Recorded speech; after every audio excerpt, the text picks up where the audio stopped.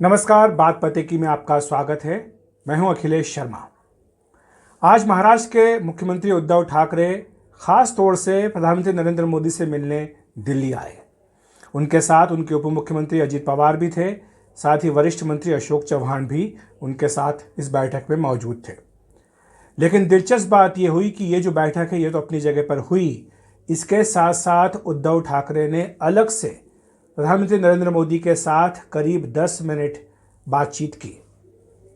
अब सारे राजनीतिक पंडित इसी बात पर कयास लगा रहे हैं कि आखिर 10 मिनट का अलग से समय लेने की उद्धव ठाकरे को क्या जरूरत पड़ गई थी पीएम नरेंद्र मोदी से, क्योंकि उनके साथ एक तरफ उनके एनसीपी के नेता थे जो कि उनके सत्ता में हिस्सेदार हैं, दूसरी तरफ अशोक चव्हाण जो कांग्रेस के नेता उनके साथ सत्ता में हिस्सेदार हैं।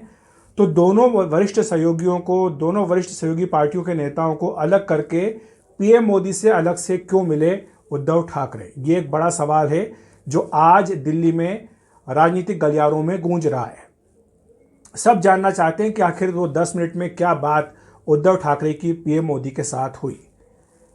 दूसरी तरफ आपको बता दें कि जब उद्धव ठाकरे से बाद में इस बारे में सवाल पूछा गया तो उन्होंने पलटकर जवाब दिया। उन्होंने कहा कि ठीक है कि आज हमारे राजनीतिक रिश्ते उनके साथ नहीं है, लेकिन पुराने रिश्ते हैं, रिश्ते बरकरार रहते हैं। उन्होंने ये भी कहा कि वो कोई नवाज शरीफ से मिलने थोड़ी नहीं गए थे, वो प्रधानमंत्री से मिलने के लिए गए थे और हमेशा मुलाकात कर सकते हैं, इसमें क्या दिक्कत है। तो यानी पलट करके उन्होंने बात जो है पत्रकारों पर ही दाग दी कि कोई मैं नवाज शरीफ से मिलने थोड़ी नहीं गया था। तो ये उन्होंने उनका खैर बात करने का तरीका है, इस तरह से उन्होंने इस बात को कहा। लेकिन ये जो बैठक के बाद एक फ़ोटो आया है ये मैं आपको दिखाना चाहूँगा। ये पीएमओ की ओर से फ़ोटो जारी किया गया है। इस बैठक में यहाँ पीएम नरेंद्र मोदी हैं, उद्धव ठाकरे हैं, इधर अशोक चव्हाण हैं और इधर जो है वो अजित पवार बैठे हुए। ये पीएमओ की ओर से इस बैठक का फ़ोटो जारी किया गया था कुछ देर पहले। तो ये तो इस फ़ोटो की कहानी है। अब बैठक की कहानी क्या है ये भी हम आपको बताएंगे कि आखिर इस 10 मिनट की बैठक में क्या हुआ। हमें सूत्रों के हवाले से इस बारे में जानकारी मिली है कि इस बैठक में क्या चर्चा हुई है उद्धव ठाकरे और पीएम मोदी के बीच में 1-to-1 बैठक जब हुई है, जब उसमें दोनों ही ये नेता नहीं थे तब क्या बातचीत हुई, उसके बारे में हमें कुछ जानकारी मिली है सूत्रों के हवाले से, वो हम आपको बताएंगे। लेकिन पहले जो मुद्दा है उसके बारे में आपको बताना चाहूँगा। मुद्दा है दरअसल मराठा आरक्षण का, जो महाराष्ट्र की महाविकास आघाड़ी सरकार है उसके सामने ये बड़ी चुनौती बनकर के ये मुद्दा खड़ा हुआ है। मुद्दा क्या है? मुद्दा ये है कि वहाँ पर महाराष्ट्र की सरकार ने 2018 में मराठाओं को आरक्षण दिया था। शैक्षणिक संस्थाओं में प्रवेश के लिए 12% और नौकरियों के लिए 13% आरक्षण दिया गया था।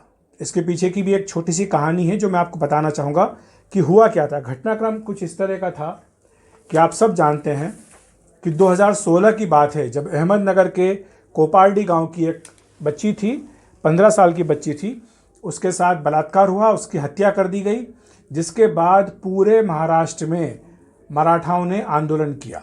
ये गैर राजनीतिक आंदोलन था, करीब करीब एक जैसा आंदोलन था, पूरे राज्य में एक साथ हुआ।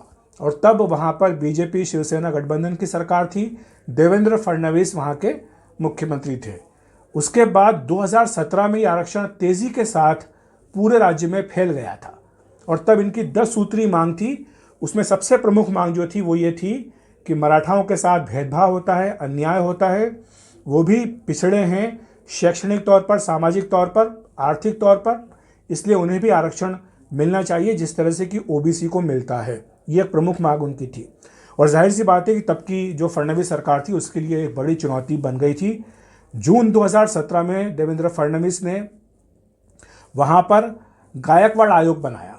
इस पर जो मांगे थी उन पर चर्चा करने के लिए, उन मांगों पर विचार करने के लिए गायकवाड़ आयोग बनाया। नवंबर 2018 में इस आयोग की सिफारिश के मुताबिक आरक्षण देने का एक जो कानून था वो विधानसभा में पारित किया। उसमें तब जो विपक्ष में थे कांग्रेस और एनसीपी, उन्होंने समर्थन अपना दिया था। और उसके बाद बॉम्बे हाईकोर्ट में इसमें चुनौती हुई। बॉम्बे हाईकोर्ट ने जो प्रतिशत था उसको घटा दिया। शिक्षा में जैसा मैंने कहा 12% कर दिया, नौकरियों में इसको 13% घटाकर कर दिया। इसके बाद इसको सितंबर 2020 में सुप्रीम कोर्ट में चुनौती दी गई, जिसमें सितंबर 2020 में सुप्रीम कोर्ट ने इस पर स्टे कर दिया। हालांकि इस बीच कई लोगों का प्रवेश शैक्षणिक संस्थाओं में इस कोटे के तहत हुआ और कई लोगों को जो है नौकरियां भी मिली, लेकिन उसके बाद जो था उसके बाद इस पर स्टे कर दिया गया, उस पर किसी को जो है इसका लाभ नहीं मिला। और इसी साल 5 मई को सुप्रीम कोर्ट की संवैधानिक पीठ का फैसला आया जिसने इस आरक्षण को रद्द कर दिया। तो उसके बाद ही पूरी सियासत जो है महाराष्ट्र में तेज हुई है। आपको ये भी बताना चाहूँगा कि आखिर इसका महत्व क्या है। मराठा आरक्षण का मुद्दा इतना बड़ा मुद्दा क्यों है महाराष्ट्र की राजनीति में? क्योंकि 32% जो आबादी है महाराष्ट्र की, वो मराठा आबादी है। एक बहुत बड़ा वोट बैंक है मराठाओं का। पश्चिमी महाराष्ट्र और मराठवाड़ा में खास तौर से इस वोट बैंक का दबदबा है। जब विधानसभा का चुनाव हुआ था 2019 में, तब एनसीपी ने बड़े पैमाने पर, खासतौर से शरद पवार ने बड़े पैमाने पर भावनात्मक कार्ड चल के इस वोट बैंक को अपने साथ लिया था। और इसीलिए जो बाजी थी महाराष्ट्र के चुनावों की, वो पूरी तरह से पलट गई थी। आप शायद भूले नहीं होंगे वो तस्वीर जब शरद पवार बारिश में भीगते हुए बिना छाते के अपना भाषण देते रहे थे। वो सारा एक ऐसा इमोशनल टर्न था जिसने एक तरफा जो वोट है मराठाओं का वो एनसीपी की तरफ धकेल दिया था, पश्चिमी महाराष्ट्र और मराठवाड़ा में खास तौर से। तो ये इस वोट बैंक का और ये इस मुद्दे का महत्व है महाराष्ट्र की राजनीति के लिए। लेकिन अब क्या हो रहा है? अब ये हो रहा है कि जब से सुप्रीम कोर्ट ने पिछले महीने 5 तारीख को अपने फैसले में इस आरक्षण को रद्द किया, उसके बाद से खास तौर से एनसीपी जो है वो बहुत ज़्यादा बेचैन है। क्योंकि उससे लग रहा है कि अगर इस मुद्दे पर कुछ नहीं किया गया तो जो 2019 के चुनाव में पूरा मराठा वोट उनके साथ आया था वो उनसे बिदक सकता है।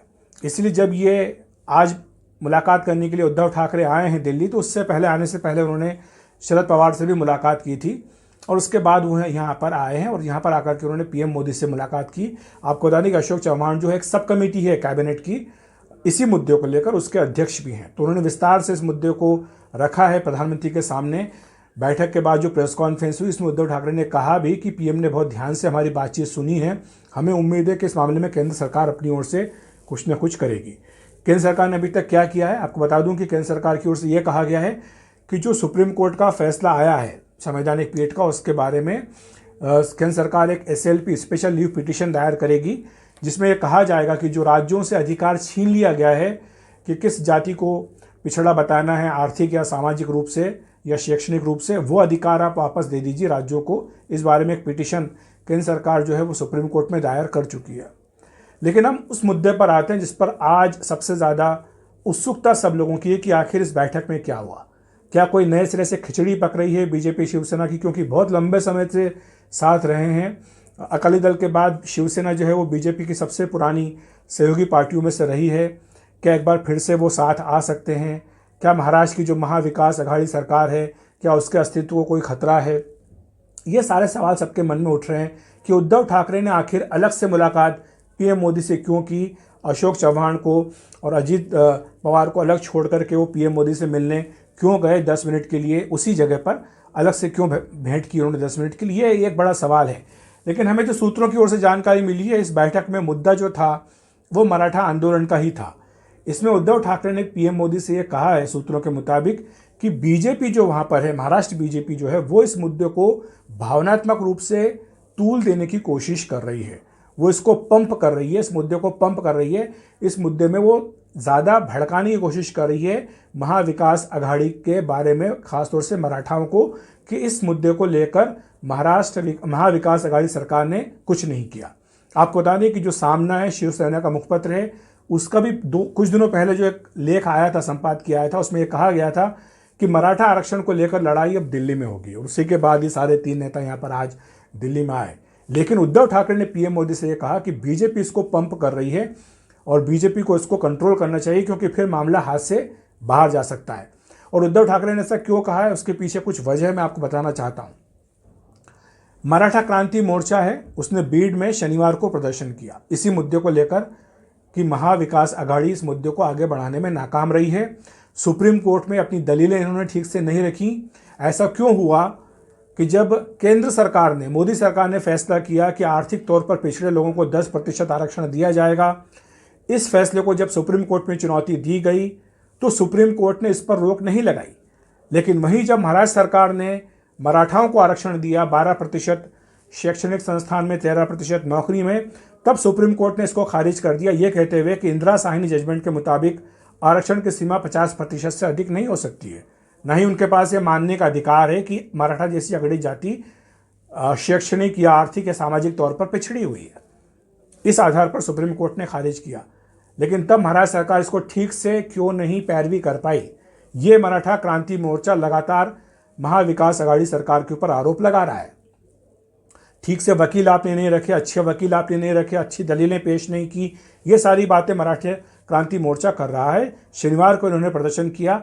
विनायक मेटे जो हैं उन्होंने इसकी अगुवाई की है। अब विनायक मेटे कौन है? विनायक मेटे जो हैं वो बीजेपी की सहयोगी पार्टी है शिव संग्राम पार्टी, उसके अध्यक्ष हैं। तो आप इस तरह से कनेक्शन लगाइए कि मराठा क्रांति मोर्चा प्रदर्शन करता है महाविकास आघाड़ी सरकार के खिलाफ, उसकी अगुवाई विनायक मेटे कर रहे हैं जो कि बीजेपी की सहयोगी शिव संग्राम पार्टी के अध्यक्ष है। तो इस तरह से उद्धव ठाकरे को ये लग रहा है कि ये जो पूरा एक तरह से माहौल मराठा आरक्षण को लेकर बनाने की कोशिश महाराष्ट्र में की जा रही है, इसके पीछे राज्य बीजेपी है और पीएम मोदी को इस पर रोक लगानी चाहिए। आपको बताएं कि बीजेपी के राज्यसभा के सांसद हैं संभाजी राजे छत्रपति, जो कि छत्रपति शिवाजी महाराज के वंशज हैं, वो भी एक ऐसे ही कार्यक्रम में हिस्सा लेने वाले थे। तो इसीलिए दोनों ही चीज़ों को मिला करके उद्धव ठाकरे को ये लग रहा है कि मराठाओं को बीजेपी अपने पाले में लाने की कोशिश कर रही है। बीजेपी ये बताने की कोशिश कर रही है कि वो आरक्षण को लेकर गंभीर थी। जब वो सरकार नहीं थी तब उसने तो आरक्षण दे भी दिया था, कई लोगों को इसका लाभ भी मिला। लेकिन जैसे ही एनसीपी, कांग्रेस, शिवसेना की सरकार आई, ये सरकार सुप्रीम कोर्ट में अपनी बातें ठीक से नहीं रख पाई और सुप्रीम कोर्ट ने ये फैसला किया। आपको बताएं कि उद्धव ठाकरे क्या कह रहे हैं। उद्धव ठाकरे ये कह रहे हैं पीएम मोदी से कि सरकार को सुप्रीम कोर्ट में जाना चाहिए और उन्हें सिर्फ एक मुद्दे पर बात करनी चाहिए, वो ये है कि जो 50% की सीमा है जिसके बारे में बार बार सुप्रीम कोर्ट बोलता है कि इंदिरा साहनी जजमेंट में ये आया था, इसको हटा दिया जाए, इस सीलिंग को हटा दिया जाए तो ये मुद्दा अपने आप खत्म हो जाएगा, मराठाओं को वैसे ही आरक्षण मिल जाएगा। मैं आपको बता दूं कि जब ये बात चली थी, जब आरक्षण दिया गया था, तो वहाँ पर दोहरा लाभ भी लेने की बात हो रही थी कि एक तरफ तो मराठा जो है वो अपने आप को जो 12-13% आरक्षण मिला था उसका लाभ ले रहे थे, और दूसरा जो केंद्र सरकार का फैसला था जिसमें कि आर्थिक रूप से पिछड़े अगड़ों को आरक्षण दिया गया था 10%, वो भी ले रहे थे। हालांकि बाद में इसमें संशोधन किया गया था और फिर इसको वापस बदला गया था। तो ये काफ़ी पेचीदा मुद्दा भी है। और दूसरी बात ये कि एक बड़ा भावनात्मक मुद्दा है। और तीसरी बात ये कि ये बहुत ही प्रभाव रखने वाली एक ऐसी जाति के बारे में मामला है जिसका 32% आबादी महाराष्ट्र के भीतर है और जो चुनावी समीकरणों को उलटने पलटने में बहुत ही ज़्यादा जिसको माहिर माना जाता है। तो इसीलिए उद्धव ठाकरे को ये चिंता सता रही है और इसीलिए अलग से मिलकर के ये बात, हालांकि वो इनके सामने भी रख सकते थे, लेकिन चूंकि एक राजनीतिक बात थी कि किस तरह से बीजेपी इसको राजनीतिक रूप से तूल देने की कोशिश कर रही है, इसलिए उन्होंने अलग से इस बात को रखी है पीएम नरेंद्र मोदी के साथ जो उनकी बैठक हुई थी 10 मिनट की, उसमें ये हमें सूत्रों के हवाले से जानकारी मिली इस बैठक के बारे में। बहरहाल अब जो है मामला जाहिर सी बात है कि सुप्रीम कोर्ट में है। केंद्र सरकार अपनी ओर से एक SLP दायर कर चुकी है। अब देखना होगा कि आगे सुप्रीम कोर्ट में इसमें क्या कार्रवाई होती है। लेकिन महाराष्ट्र का जहाँ तक प्रश्न, जैसा मैंने कहा, वहाँ के लिए कि बड़ा भावनात्मक मुद्दा है और बीजेपी निश्चित तौर पर इसका लाभ उठाने की कोशिश करेगी, खासतौर से पश्चिमी महाराष्ट्र और मराठवाड़ा के क्षेत्र में, जहाँ पर कि बीजेपी को पिछली बार विधानसभा चुनाव में इसी मुद्दे के चलते थोड़ा नुकसान उठाना पड़ा था। तो बात पते की में इतना ही। देखते रहिए NDTV इंडिया।